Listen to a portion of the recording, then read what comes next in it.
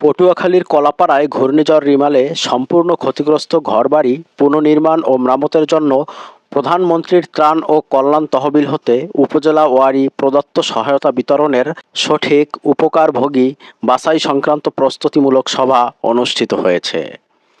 রোববার বেলা 12টায় উপজেলা প্রশাসনের আয়োজনে উপজেলা প্রশাসন সভাকক্ষ পায়রায় প্রস্তুতিমূলক এ সভা অনুষ্ঠিত হয়।